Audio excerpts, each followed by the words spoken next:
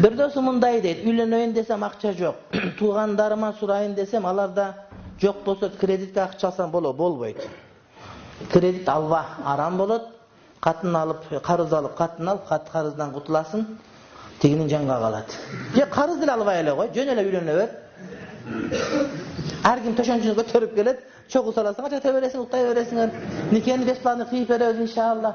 Эмне үчүн үйлөнүүнү проблема кылыш керек? Мен түшүнбөйм ушул нерсеге.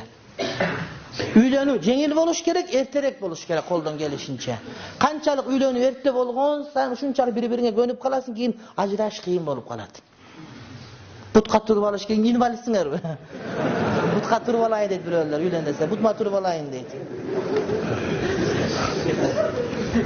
Кайра бутуңа турган жак башка жагын турбай калат, ошо менен акыл эсин дегеним.